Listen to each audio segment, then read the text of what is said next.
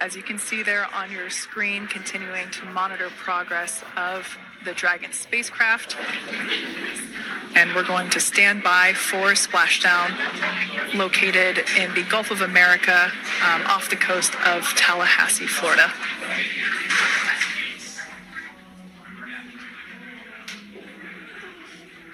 And splashdown, Crew 9 back on Earth.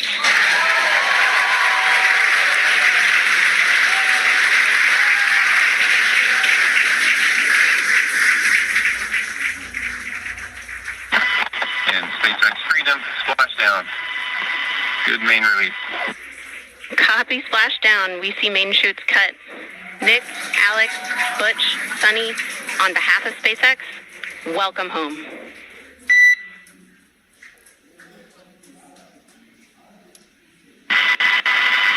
It is an amazing, what a ride. I see a capsule full of grins ear to ear.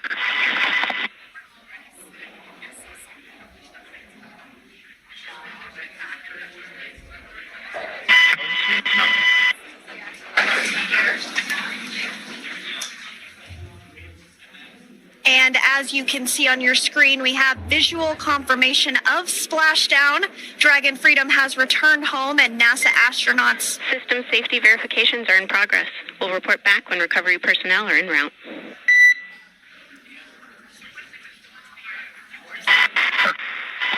Understand. We're in section 2 of 4.800 landing response. And looking for your word on if it is necessary.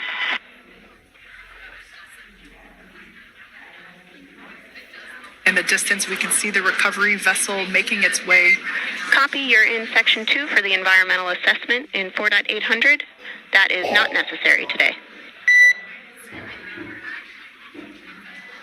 Understand. Raising button.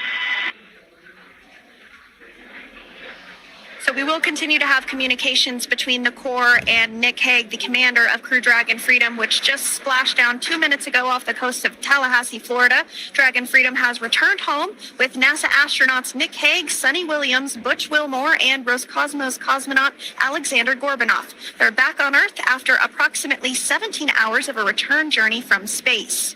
The SpaceX recovery ship and team have been waiting for Dragon's splashdown, and they will now make their way to the splashdown location. The teams have been ready and waiting about 3 nautical miles away, so it's going to take them about 30 minutes or so to make their way and to SpaceX Freedom.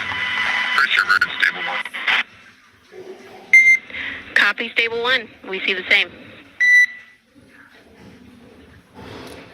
It's going to take about 30 minutes for the recovery team to make their way over to Nick, Sunny, Butch, and Alexander, who are still seated and secured inside that Dragon spacecraft there on your screen.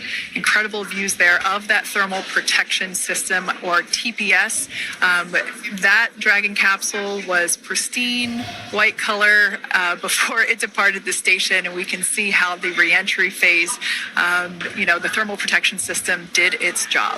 Now, if you're wondering what that hole, that bucket area is, that is underneath the side hatch. That is where the main parachutes were stored. So when we saw the Dragon capsule docked at station, it looked very different. The panel that protects and covers the main parachutes, that was still intact, as well as the panels that enclose where the drogue parachutes are located.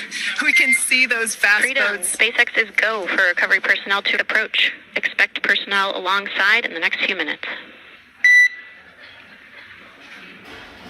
Freedom copies. We can see those fast boats. We weren't kidding when we said they were fast. While it does take about 30 minutes for the main recovery vessel to make its way over to the capsule, these fast boats will be doing a couple of things simultaneously. A couple of them are going to be working to retrieve the parachutes that you see in the background there of this drone shot. Those parachutes will be retrieved from the ocean surface. We want to make sure we are able to pull those out. The the recovery vessel there closest to the spacecraft is going to be performing some safety checks. We can see there they're using an instrument that is basically working to detect if there are any hypergolic vapors or fumes that are still residing in and or around the Draco thruster nozzles or outlets. The hypergolic fuel, which is necessary for on-orbit burns to maneuver the spacecraft.